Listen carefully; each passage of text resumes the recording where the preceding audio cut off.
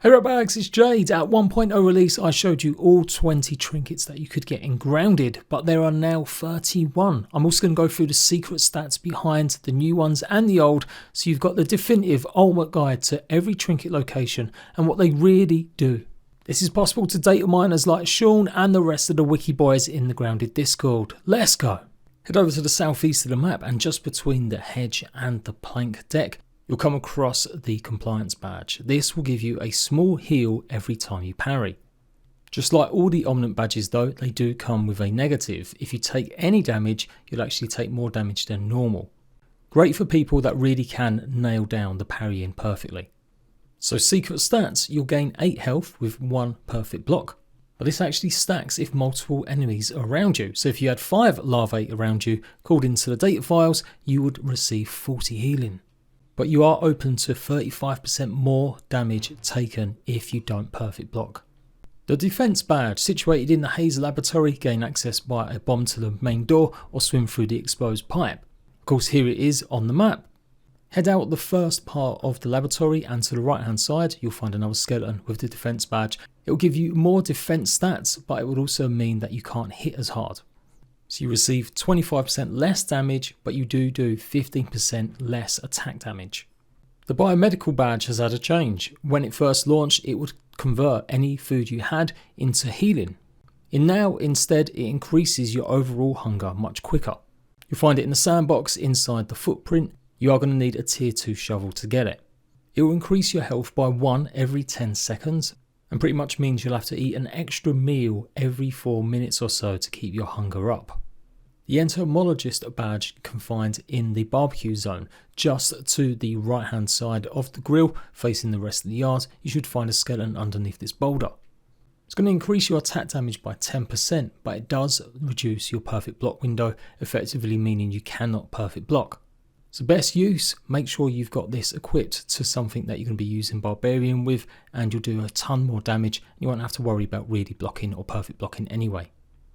The toxicology badge reduces gas damage taken by 90%, provides 100% dust immunity, and doubles the amount of poison damage that you receive. This changed from the original version, which did give 100% immunity, but the devs realised that this was maybe a bit too OP for something that is meant to always have a bit of a negative. You'll find it in the underwater broken lab parts where you have to go and turn on one of the switches, so you cannot really miss it. It will be inside a skeleton just ahead of us before you're meant to go down and actually turn on the breaker. The intern badge will allow you to carry 10 more planks with it alone, so you can make an OP build. Combine that with the new cozy haul-in mutation and you can effectively carry 99 grass planks or stems when you've got the right gear and you're using some of the new plank carriers. You'll find it here on the map like I just shown, and you'll need a tier 3 axe to break through the roots. But even without all that other stuff, being able to carry 10 more planks is pretty good. The payoff though is that you're going to be 25% slower. However, if you've got Natural Explorer fully upgraded and a good pair of aphid boots, you can pretty much negate most of them negative effects, so you don't really feel it at all. The last of the ominant badges for now is the health and safety. This is in the wasp nest where you go and summon the queen. You should find it on a skeleton that has been slightly moved now, contrary to what you're seeing, just in front of the summon point. Attack an enemy and you will get 4% health back with each hit. So the more damage you do, the more health that you'll get back.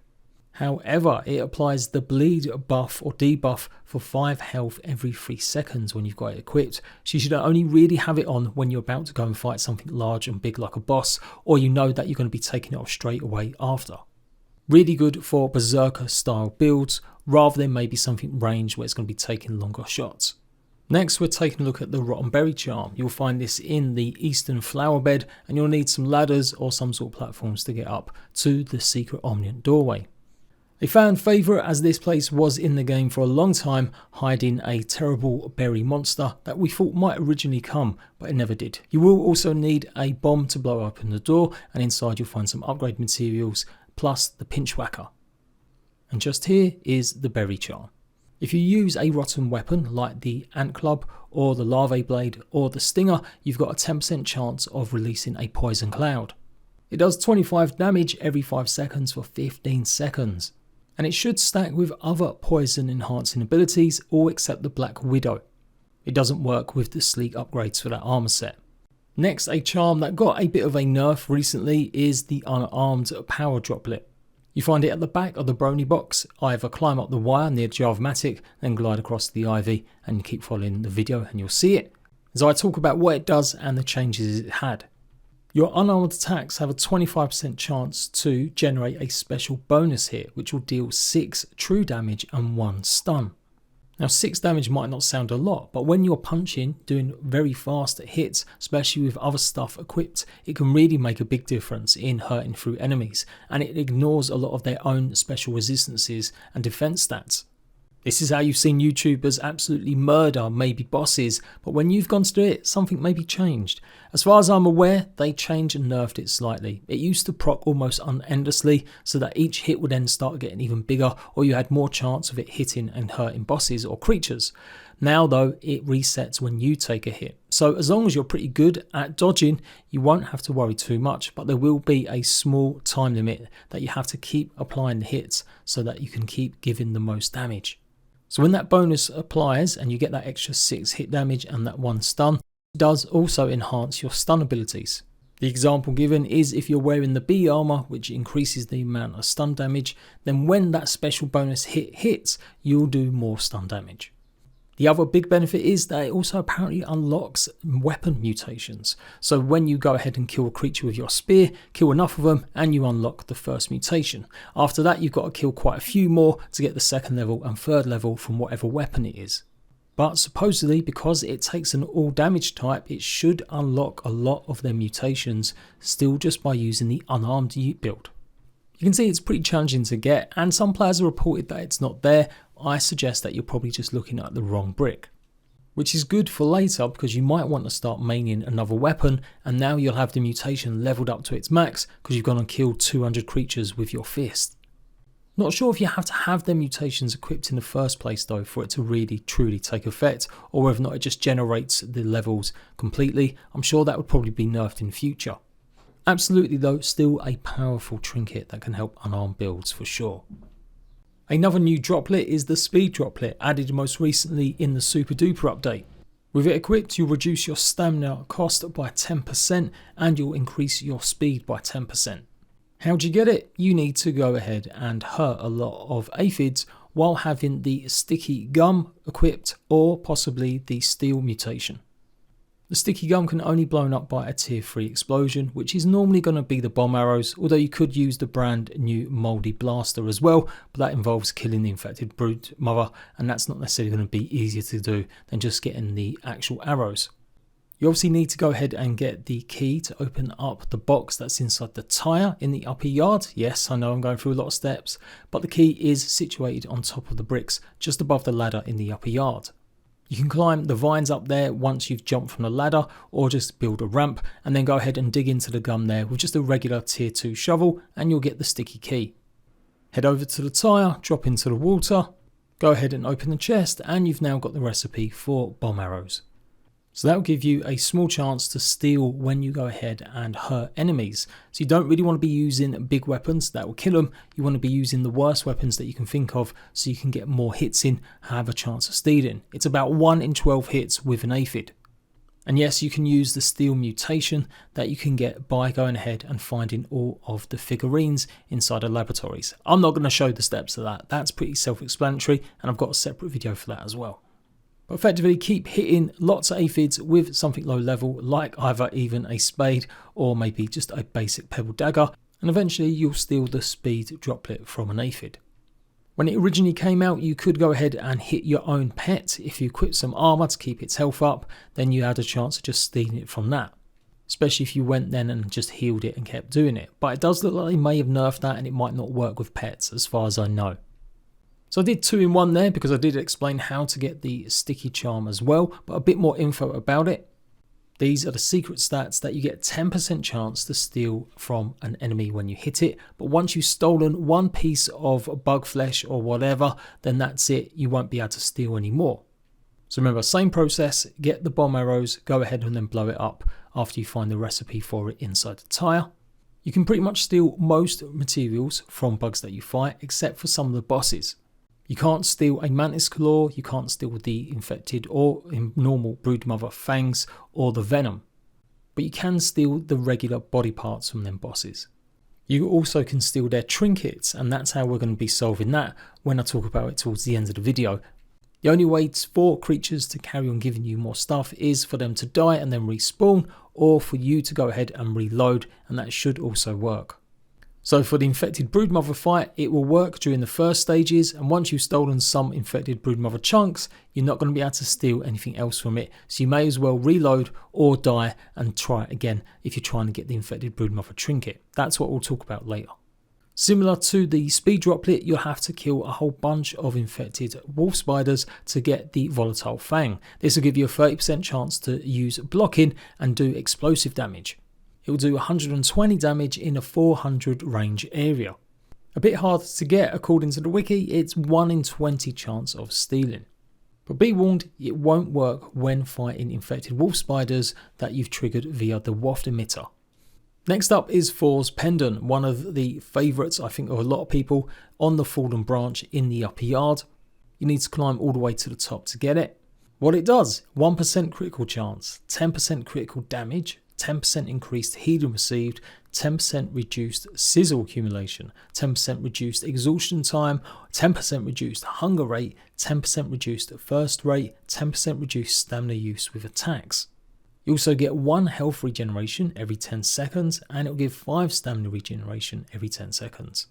And that's why it's pretty much a lot of people's favourite, just to be running around doing your usual exploring unless you've got a specific purpose or killing a certain type of bug. It can be a bit finicky to spot, and it can be a bit hard to go. I'm probably showing the long way here, but this is the way that I did it originally in the original video. Little trivia for you, obviously Thor is Wendell's son. And speaking of Wendell's kids, then we need to get Sarah's charm as well, which is his other child. You need to defeat the assistant manager and you'll get the assistant manager keycard. This opens up certain secret laboratories hidden around the map, and the one that you need to go to is the one hiding underneath the oak in the pond. You should be able to access this doorway and then go free to a special door with the assistant manager keycard. Inside the chest you'll find 1/2 of Sarah's charm, which we'll talk about in a second, and more importantly a button that you must press. You then need to head over to the stump lab to find the other half of the charm. You can use both of these halves on their own, but when combined they make it much more powerful. So it is a bit of a jump going from the assistant keycard then to suddenly running around the upper yard where the lab is. So while you're watching how to get through the parkour challenge of that lab, let's talk about what they do. The left elf charm is going to give you a 10% chance to repair 25 durability on your equipped shield. So on your basic shield, that's about 25% of its durability repaired. But for a tier 3 shield, which has 250 durability, it's not exactly the biggest amount. That's why you really need to go ahead and combine it with the right side to make the full Sarah's charm. If you're using just the right side on its own, which you can find inside the stump lab, then that's going to give you a 10% chance to repair durability on your attacks with a weapon. Combine that together and you've got a very good chance of keeping your weapon and shield repaired at all times when you're attacking and defending against a creature. You will need pond moss though and tough gunk to go ahead and combine them. There are 4 unique food droplets. You'll get them by demolishing either the mint ice caps, the spicy cha-chas, the sour wormholes, or getting some of the salt. They have a 1% chance of dropping when you go and harvest any of these, and they'll give you 15 extra of that kind of damage on any melee weapon. Only for melee weapons, no staves, no bows or thrown stuff, and yes, it will work on top of your normal elemental damage. So your Kultana will still do spicy, but if you add the fresh trinket, it will do 15 fresh damage as well. The everlasting hog stopper is pretty much a drop from a hot dog, and this will reduce the amount of hunger that you have. It reduces it by 10 every 60 seconds, and effectively means you'll need 1 less meal every 5 minutes. As far as I know, you can only get this from fresh biddy hogs, not any of the rotten ones that you find in the rubbish. Drops, hase fungus has a chance of dropping the fungal charm, a 1% chance. It's going to do 75% resistance against explosive damage, so very, very useful for taking on the infected broodmother. Only on the actual fungal growths themselves, not the explosions or any of the drops that you get from enemies. And while you're farming them, you might as well get a bunch of the feathers that you can find more in the hase area. The fancy fletching has a 2% chance of dropping, and it's going to give your bows a 100% chance to get a buff for 5 seconds, reducing your exhaustion time. It reduces the amount that it goes down by 50%. Insulating larva spike that you have a chance of getting from the ladybird larvae. It's actually got a 5% chance of dropping when you kill any ladybird larvae, although there is a particular ladybird larvae that you'll find in the ladybird cave that connects the bottom of the yard pretty much to the upper yard. This actually has a 100% chance of dropping, so clear out that cave and you more or less will find one of these, but they are some of the most frequent drops I've come across. It will increase your resistance to sizzle effect from the sandbox, the barbecue spill and fellow larvae attacks by 50%. And brief shout out to the dandelion tuft. This one doesn't last forever, so it is kind of ambiguous whether it's a real true trinket. Obviously it does fit in the slots, but effectively will last longer than a regular dandelion tuft. Has a chance of dropping when you chop down a dandelion, and that's pretty much it. It's unrepairable, and yeah, you can't really stop it from breaking. So if you head into the wasp area inside the Brony Boy box, you're going to find actually 3 trinkets, including obviously the wasp trinket. First one is the shield solidifier. You'll find inside the wormhole box at the very back. This will give you a 200 extra block gauge. Slight conjecture whether or not it works with just two-handed weapons or blocking in general, but I think it does only work with the shields. So fights against black widows and the infected wolf spider will be much easier, as you'll be able to defend for longer just by holding your shield. Maybe try it out on the black widow also inside the Brony box, because it's guarding a special whittle widling, which is a trinket you'll get by harvesting the egg sac that's in here. Tier 3 axe needed to break open the egg sac, and it will give you the ability to summon black widowlings when you fight creatures. Have this equipped with mum's genes and you've pretty much got the ultimate spider summoner build. Chance of triggering, and it will stay by your side by 15 seconds. Does same damage as a regular spiderling or black widow one, 5 venom damage every 5 seconds for 35 seconds, and the spider bite and leap does 25 and 35 general damage. And on to the boss drops, and pretty much the same rule of thumb for all of them, including the wasp, the broodmother, the infected broodmother, and of course the mantis. Get the wasp queen trinket and you've got a 25% chance not to use up your ammo when hitting an enemy. And this is pretty much going to be the same for all bosses. You have got a chance of stealing it if you're using the steal perks, obviously the rascal rogue. And just a quick reference, there are 7 of these figurines, as I might have mentioned a bit earlier, hidden inside each one of the major laboratories. Find 1 statue, unlock the mutation. This gives you an extra 2% chance of stealing stuff.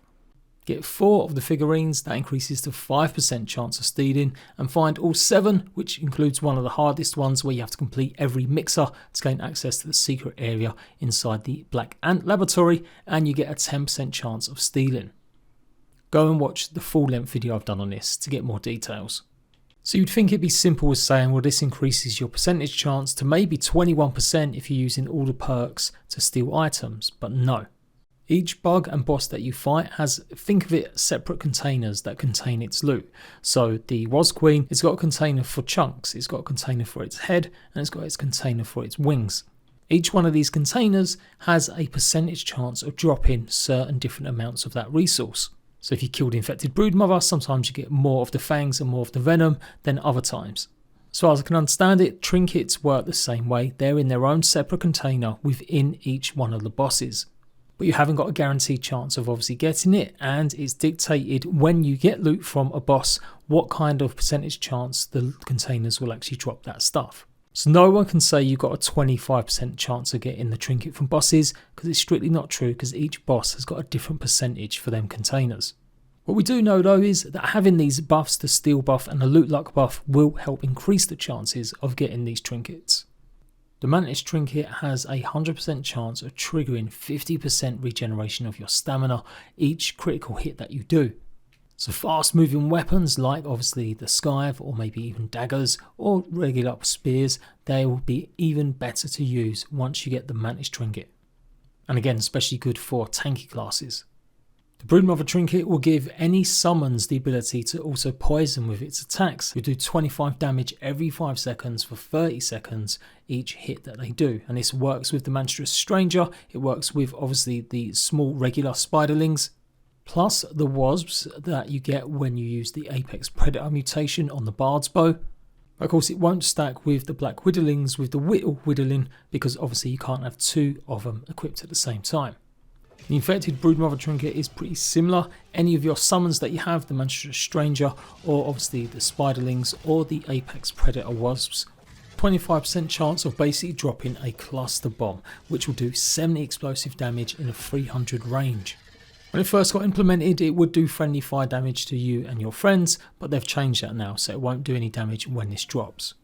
But Jade, you didn't show the trinkets for these bosses. Listen, even with the additional chance that you get from stealing, I'm not about to go fighting a bunch of these bosses a billion times just to show you the trinket does drop. Trust me, bro, they do. Actually, I did or was planning on making a video on the best way to get some of these trinkets from the bosses. Because as I may have slightly alluded to, the infected broodmother is slightly different. Because it doesn't actually die, you have got more of a chance of picking it up all the way throughout the fight. But the second and third stages of the fight are really tough, and I would say time effective wise you're better off just reloading or dying on purpose once the second phase begins and then going for the trinket once more. So you've got to judge whether or not it's worth going all the way to the end to hopefully get that one chance of killing it and getting the trinket, because it's much harder to do so than facing any of the other bosses that simply will die quicker and be a lot easier to fight, and once they're dead you then have obviously that chance to get that trinket as well as stealing it from them. Hopefully that's cleared things up. For more details, go and join the official Grounded Discord. They've got a great channel dedicated to all the data mining stuff and discoveries. That's where I get a lot of my info from. And again, big shout out to Sean and the Wiki crew for all of their help. And that's it. That is the secret stats behind every single trinket as of May 2023. I'm sure future updates may add more, and of course I'll have to revisit or tack someone in a new video. And of course, any substantial changes I will let you guys know as well, and I'll probably update a comment section if there is anything I've got wrong, or like I said, anything does change. So please do leave a like if you found that video useful, and I'll see you at bags for more grounded guides tutorials soon. Bye bye.